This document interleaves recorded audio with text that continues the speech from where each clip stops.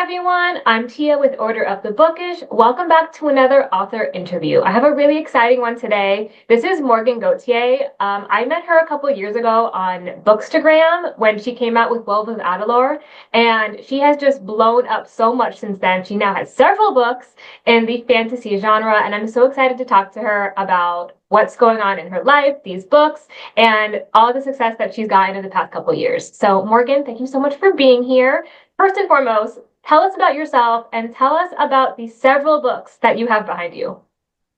Well, thank you so much for inviting me to come talk to you. It's definitely been a busy few years for me. Um, so I guess about me, I'm Morgan Gauthier. These are my books. I write fantasy. I have dabbled in contemporary romance. I do have two rom-coms out. They're just not up there. So if anybody likes contemporary rom-coms, I've got a couple. But this trilogy over here, this is going to be the Mark of the Hunter trilogy, the one that you were talking about with Wolves of Adalor being the first book. That's what I tell people. It's like Game of Thrones meets Lord of the Rings and Throne of Glass. There's lots of characters. It's a lot of epic quests and magic and monsters and everything that's really nostalgic about the fantasy genre. It does have a little romance in it, but it is not a romantasy, just so people are aware.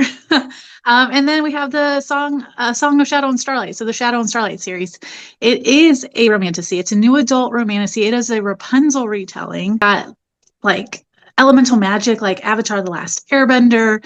It has some Akatar vibes, these hollow vow vibes, and Dungeons and Dragons. So if people are interested in the Rapunzel retelling with magic, enemies to reluctant allies to lovers, found family, dragons, that's going to be that series. Two books are out. The third book comes out later this year, and the fourth book will hopefully be out in 2026. You have been very, very busy. What does your writing schedule look like? Because I know you're a mom. How do you balance mom life with publishing multiple books within the course of just a couple of years? So I'm not gonna lie and say it's been easy. It's not. It's been difficult. Um, but I'm very convinced that moms can do just about anything that they set their minds to. Um, my kids were really, really small when I was working on the trilogy and the two rom-coms. But they all this past fall of 2024, they all started school. So we have pre-K, kindergarten, and second grade. So it's the first kind of school year that I've had mornings and a little bit of the afternoon to myself. So I'm a morning person. I love getting up early, and that's when I'm my most creative. And then about 3 p.m., my energy tanks. So I've learned instead of having to fit in writing time whenever I had a spare minute when they were home all the time, I have a few hours in the morning after I drop them off to have my coffee, to do my outlining or my writing for that day, respond to my emails, and then around lunchtime, I switch gears and I go into, you know, housewife mode where I'm getting my errands run and my house cleaning before I go pick up kids and do homework and dinner and showers and bedtime routines. So it's gotten a little bit easier with them being in school. So we're all now in a routine. So I've definitely, I definitely enjoy it as far as like having a set writing schedule instead of trying to piece it in throughout the day. It's much easier. And do you write multiple books at a time? Have you taken breaks in between, or are you just like constantly moving? I'm always working on something. I cannot tandem write though. My brain doesn't work that way. Um, there does come a point typically when I'm writing a book that I need a break. I hit a wall. Even though I'm a plotter and I know where the story is going, I hit a wall with words aren't coming. So I normally take a week or two away from that project and I'll focus on something new. I'll find something else or um be working on the first couple chapters or something else. And then once my brain is refreshed, I go back to that original project to finish it. Okay, awesome. So it sounds like you have a great system going with balancing mom and writing multiple books, and you have more coming out. Can we talk about these covers for a second? One question is, what made you change the cover for the Wolves of Adelar series? Because I know this is the newer edition. I have the old original edition. And then you also have multiple covers for A Song of Shadow and Starlight. Is that right? You have like the character edition and then the elemental edition? Yeah. So for the Shadow and Starlight ones, the ones with the character art, they are the special editions. They are available on Amazon. I take them to signings. But those have like artwork inside. They got really cool chapter pages. They've got full 2-page spread map. Like they have all the bells and whistles basically. And then the other editions come in paperback, hardcover, and the dust jacket hardcover. There's some artwork on the case cover. I just like pretty things. So I figure readers like to have pretty books too.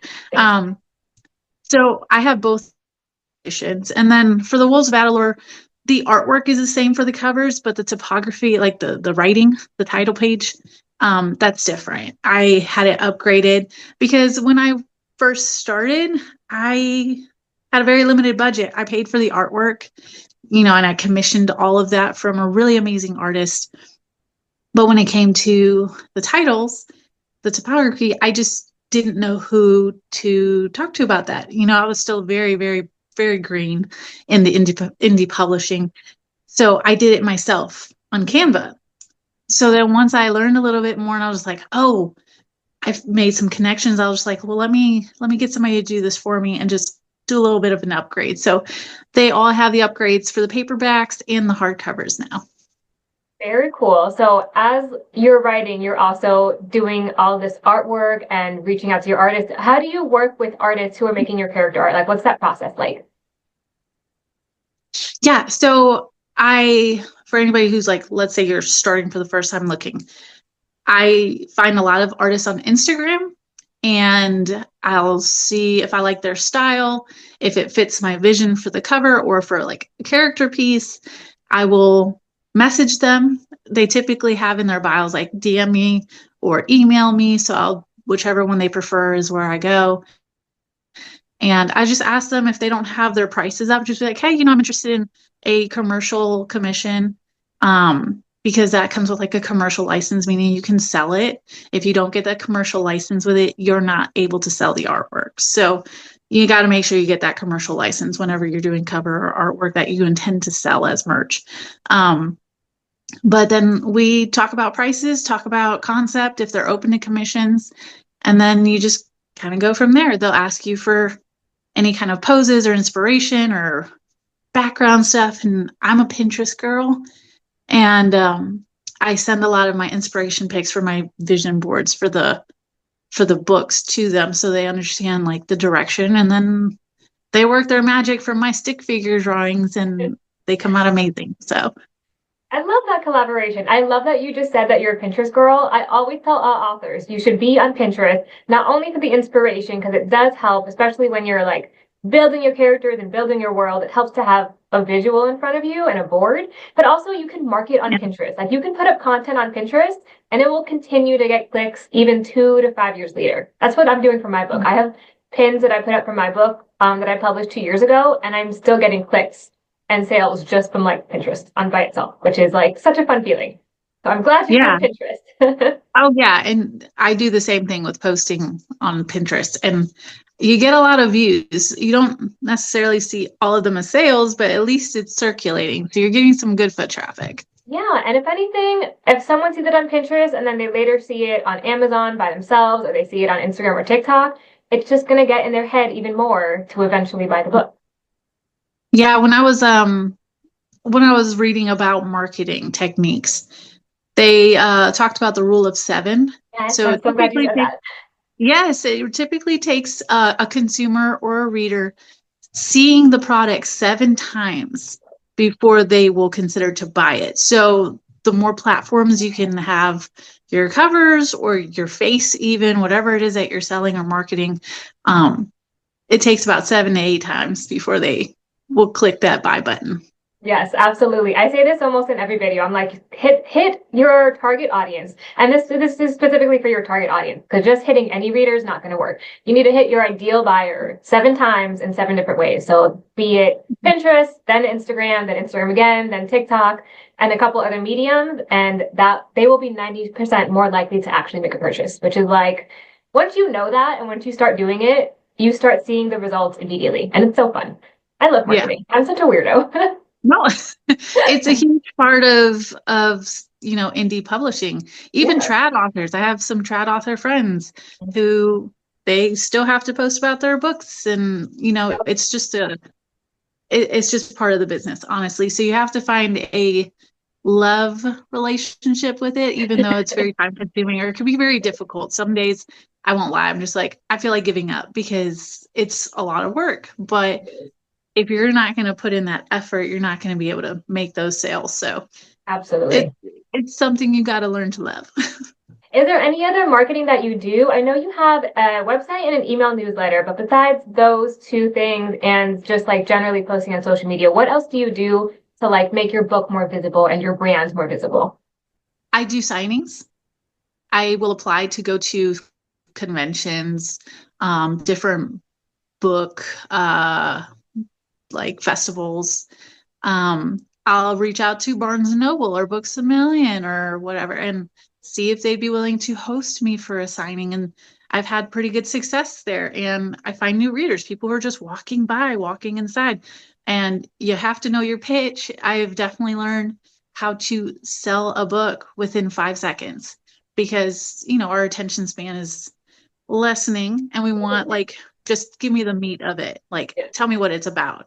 And it's hard sometimes because we want to be like, but it's got all these really cool things. One sentence pitch. Yeah. And typically you can sell it just based on that. So I've gotten pretty good with my pitches. But that's how I've gotten a lot more visibility is just showing my face at places. I'm an introvert, so that can be difficult for me. But once I get out there, it's really fun when you meet people and then they tell their friends. Like I had one girl meet me at Barnes and Noble and she told her entire book club about me and they had me come out to their book club and buy books off me, do a Q&A, and then they told their friends and another book club. So I mean, just being present places. I know social media can be difficult, but if you can get in a place where other readers are, that would definitely help your brand and your reach.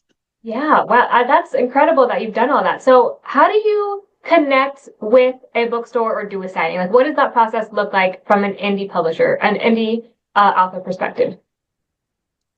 Okay, so I will sometimes just call them. Sometimes I'll email them and I have like it's like an author sheet. Oh, It's like a almost like sell a sheet? call sheet. Yeah, yeah. So I've got that set up for Shadow and Starlight. A little bit about myself, about the book, ISBN numbers, like all that jazz. So, I'll just message them and be like, "Hey, I was interested in doing a signing. If you guys are open to it, this is what I write." And I have not been told no when I reach out. It's hard to reach out because I'm one of those people. I'm like, oh, I feel like I'm inconveniencing people, but you're never gonna get your foot in the door until you actually open your mouth. So I I just reach out politely with the hope that they say yes, but not the expectation. So, I'm not sad if they're like, oh no, we don't do that here. Um, but so far they've been really great. Now some stores they've ordered copies of my books because they're available through Ingram Sparks and not just Amazon. They won't order them through Amazon, but they get like a retail discount through Ingram Sparks. So sometimes they order them. I just show up, sign the books, meet people, and sometimes I bring my stock. And then at the end of the day, they pay me like my royalties because it's a 60-40 split with Barnes and Noble. So they get 40% off sales. And then as the author, you get 60%. So you go into a bookstore to sign books, and then you leave and you get paid for it. That sounds like just like the dream for all authors is to just walk into a bookstore with your own books and then you get paid to be there. Yeah, it's basically like a signing convention. Mhm. You're not splitting royalties there, but because they're a retailer, even if they ordered your books, like they're still getting their cut, right? Yeah, So, um, yeah, but you walk out handing like cash in hand that day if you bring your stock. sure. They have you like sign and make sure that you know how much you got, how many sales were made, and it's pretty simple, honestly. It's just scary to start. It's yeah, I'm sure it's always going to be scary. I'm an introvert too, so I totally get it. Doing interviews, I can do this. It took me a little while to start getting comfortable with the interviews, in-person stuff like networking and things like that. I have to put on like my big girl pants and just be like, Tia, suck it up. You have to do it. You have to show up. Yeah. Yeah, it's hard for I, introverts. They're bookish people. yeah, well, I have my husband. He is a very he's not like he's not super extroverted, but he's more extroverted than I am. And he's like my biggest hype man. So he's like, Nice. "Yeah, go do it. Go call them. Go do that. Go do the signings." And he helps me set up and then he'll come back when it's done and he's so excited and proud of me. So it's just like, "Oh, yay, I did it," It's at amazing. the You end have of the your own day. little hype team. Yeah, I do. He's great. I tell people all the time, none of these books would be published without Brad because I had just about given up hope of ever publishing, and he gave me a nice swift kick in the butt in the sense of some tough love of, if you actually want to do this, you're gonna have to put forth the effort and not feel sad for yourself. So yeah, here we are a few Harsh years later, and reality, but it's true. Yeah. yeah, you need somebody who's going to give you tough love in a kind way. He wasn't cruel about it, but he was like, if this is what you want, you're going to have to work for it. And I Mhm. was like, I guess so. Love that. So you have a support system at home. I know you also are very active just like on in the online space in private group chats on Instagram. What does your community look like in the digital world? Like how did you get into that? What do you do and how do you grow with the community in the digital space where you don't really see people? Um, I I slid into other authors' DMs to start. Um, I engaged with their content and like commented and like slowly but surely like they reciprocated and I felt like, oh, okay, I can DM this person and be brave and you know you just start chatting and then slowly but surely you start meeting other authors. Even when you go to conventions, you meet people that you've seen online in person and you're like, oh, hey, hi, I'm Morgan. And they're like, oh, I know you. I've seen you on Instagram. And it's like, oh my God, they know who I am. So it's like, then you get to make those connections and then you keep talking. And I have a few like author support group chats that I'm in. Um, and then like I have a street team and hype team. So like we have those chats. So it's nice connecting to readers. I have like a team of betas. So it's grown from just me Mhm. into I have some really cool friends and like really great hype team and street team and um for somebody like me who's super introverted, it's very hard for me to get that confidence of, yeah, I'm going to slide into their DMs and just say, hi, I really love your content. Like, let's be friends. No, but that's it. Just networking is hard, but you've sometimes got to make the first move. Yeah. So, and sometimes it doesn't work out. Sometimes people leave you unread. Sometimes, they just never open it, and that's okay. You Mhm. keep trying anyways. So, Yeah, I don't mind so much sliding into people's DMs. I don't remember how we met. It probably was something similar to that. We met in a group or we just started talking in DMs. But I don't yeah, mind sliding into people's DMs because the worst that happens is that we have an awkward conversation for like a day and then it fades off or they don't read it at yeah, all. And I'm like, I can deal with that. It's the in-person stuff, the in-person awkward conversations and the how's the weather kind of stuff yeah, where I just like I don't know what to do here. yeah, So yeah. the digital space feels safer. If you're going to start networking, it's a safe area to start in. It is. It is. I mean, I've met so many great people, and the people who don't respond or who are rude are very far and few between. So, I wouldn't let one negative experience like hold you back from messaging other authors or readers. Yeah. Which platform have you seen the most success on? Because I know you're really active on Instagram. What about like Mhm. Pinterest, TikTok, the other platforms? What do you see success in, and what do you not really see working very much? So I am most active on Instagram. I am trying to grow my newsletter, um, which is easier said than done, but I do want to grow that. So that's my goal for 2025, really grow my newsletter and be more consistent with sending newsletters. Um, I am trying also to be more active on TikTok. Um, I've seen some growth there recently. Mhm. Um, Facebook and Threads, it's not been as like a success for me, but I'm also like not a huge fan of either of those platforms, so I don't put as much effort into those. Um, but I do sell a lot of foot traffic on Pinterest, Instagram, and like I said, I'm starting to grow in TikTok. Cool. So basically, you're seeing success where you're most active. Like that's the key is just be active in it, and the success will Yeah, come. Yeah. consistency. I I post like I post at least once a day on Instagram, and because you can schedule ahead of time, sometimes I'll sit down like on a Sunday night and take an hour or two and schedule content for 3 to 4 weeks. Nice. And then I can engage throughout that time, but I'm not having to worry every day about like, oh, what do I post today? Oh, so like it's already done for me.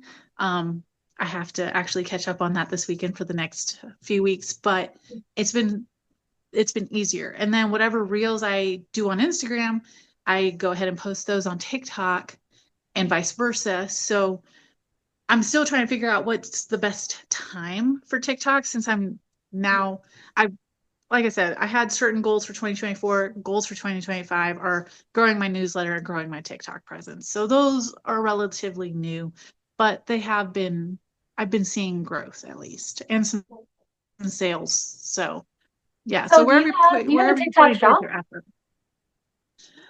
No, I don't have a TikTok shop.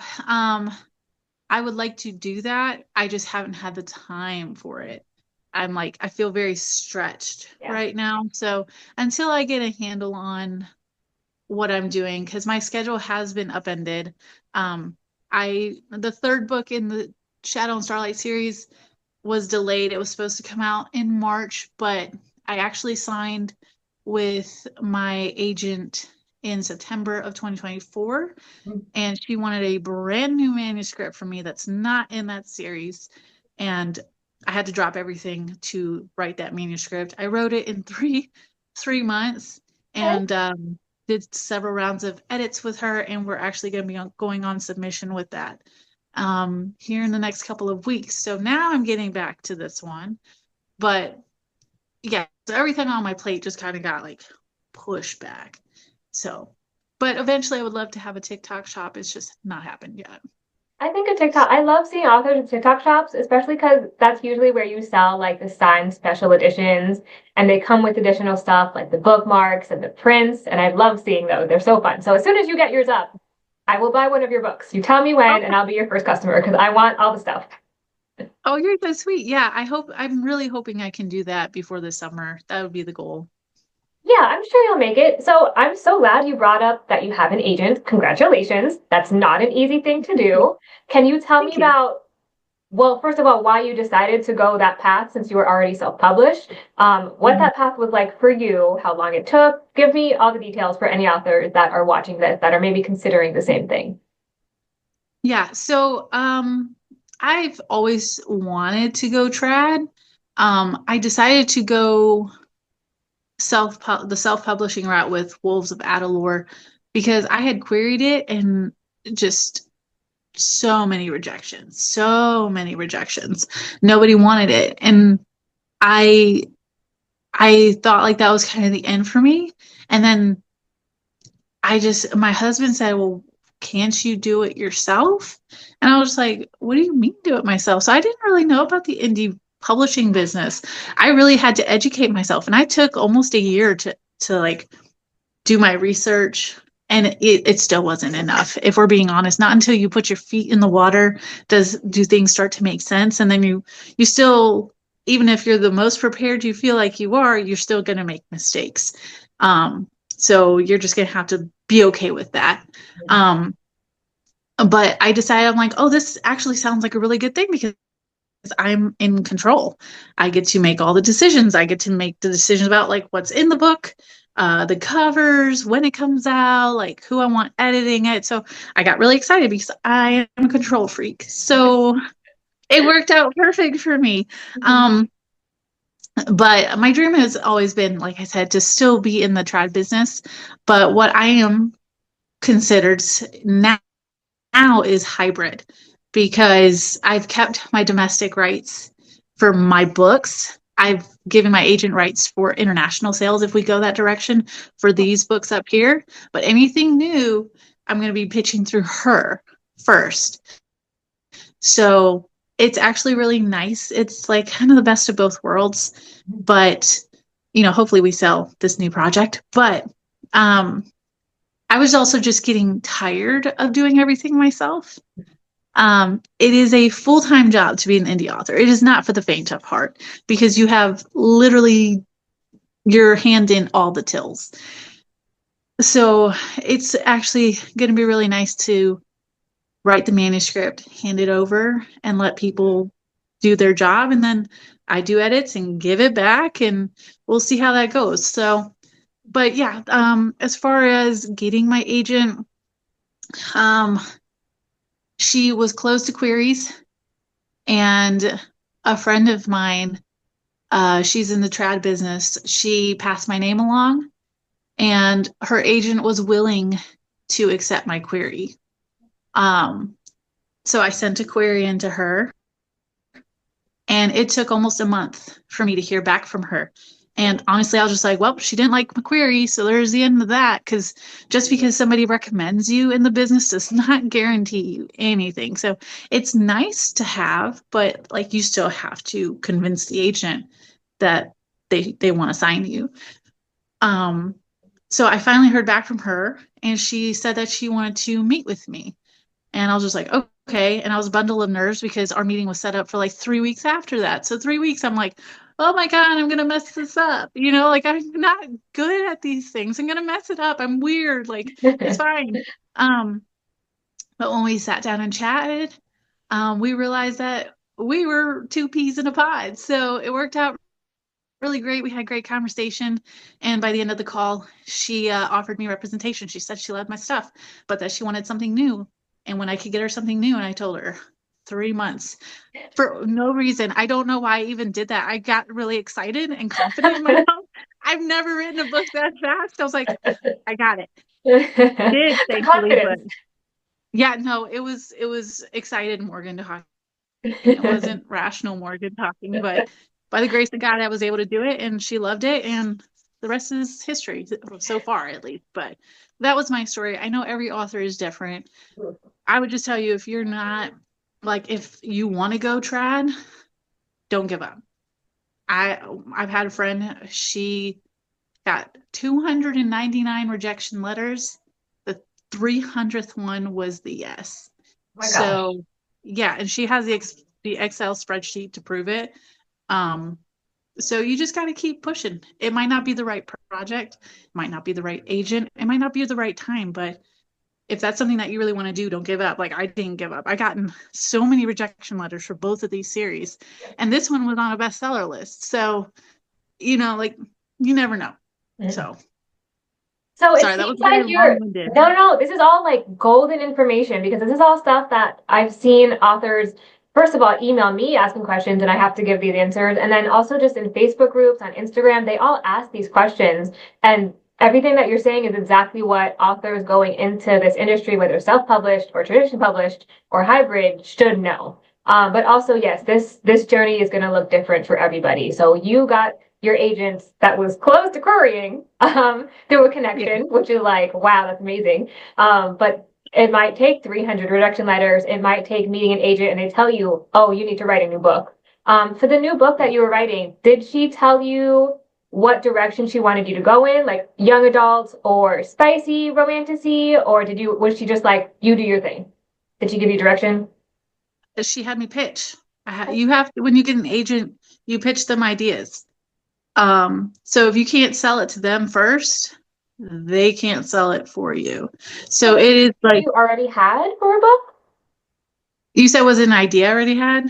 Yeah, so whatever I Mhm. thought you were pitching a Song of Shadow and Starlight, or you were pitching her a new, different kind of book. Yeah, so this was what my query letter was, and she loved this and Yeah. she wanted the sub rights. But she said, you know, for indies, it is hard and I know we see a lot of indie authors get picked up sometimes for the series, but sometimes they get picked up and they're asked to rework that book or they're asked for something brand new. Mhm. Um, so it's the exception to the rule, not the standard. So don't be discouraged if you're indie and you get picked up and they ask you for something new. It's easier to sell a new manuscript Mhm. than a previously published one. I don't know why, but that's just how it goes. So the concept I pitched her was something that I was really excited to work on next. I didn't expect to be working on it so soon. It was going to come after this one Okay. when I was finished. But I was just like I was really passionate about it. It's I'm Puerto Rican, so it has Spanish vibes and like a Spanish aesthetic and world building. So I was very excited to kind of put my own ancestral roots into it. Yeah. And she loved it. She thought the pitch was great. And she was like, okay, give it to me when it's done.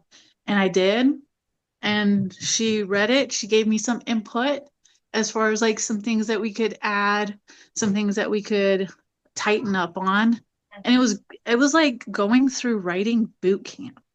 All of her suggestions were amazing, but it was unlike any editing session I've ever been through. But the manuscript is so strong and is so much better and everything that I've always wanted it to be. Wow. And I'm really proud of it. So, but yeah, so I had to give her something new, and I'm pretty hopeful, that it'll get picked up. But the thing to remember is that agents don't waste their time. Mhm. So if you're gonna pitch them something, make sure it's the best pitch you can give them, that you're passionate about it, and they'll do their job in selling it and coming up Yeah. with a pitch for it. So All yeah. right. So in talking about this, there is this sort of like worry rumor going on in the industry that basically authors are worried that they have to have a following in order to get picked up by an agent. Do you think that's true, or do you think anyone, regardless of if they even have social media, can get picked up? No, that's not. I don't believe it's the case. Um, they're when you query them, they are not necessarily stalking your socials. Um, they aren't looking at following count. Like if you're really big, like let's say Carissa Broadbent, she was picked up. She was like a TikTok sensation, book talk sensation with her books. Um, a huge following helped, but she'd already established herself as a powerhouse before they picked her up, right? So even if she just had 500 followers, they are like, she sells books. That's what we want. Um, I have a friend, she's a New York Times bestselling author. She has less followers than I do on Instagram. So they really, I've seen Okay. a lot of debut authors coming up in the trad business who have like 3,000 followers on Instagram. It really does not matter. I promise you it doesn't. It's great to have that following, but even they know that followers do not equal sales. So as long as you've got a great manuscript, you're fine. So This has been amazing, Morgan. Thank you so much. We've talked about so much and we've given so much advice. Before we end, do you have any last tidbits of information you want to share, whether it be about your books, about the journey? Just one last comment for anyone watching.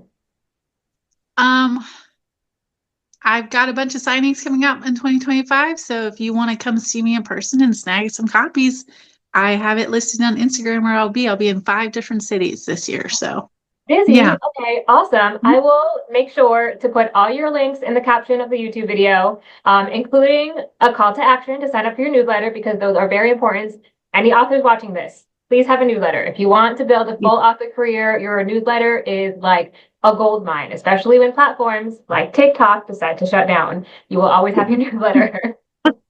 Yeah. All right, Morgan, thank you so much for being here. I'm really looking forward to seeing the new releases and to seeing you traveling and signing everything. Thank you so much. Thank you so much for having me. I had a great time. All right, guys, I will see you soon. Make sure you check out this video and follow Morgan for all of her amazing stories. Thank you so much for watching. Bye. Thank you so much for tuning in to another author interview with me. I'm Tia at Order of the Bookish. Make sure you subscribe to all the Order of the Bookish channels for more updates on news, trends, marketing tips, and self-published authors and their books, because we have so much coming this year and you don't want to miss out on any of it. Make sure you subscribe and stay tuned for the next author interview coming next Friday.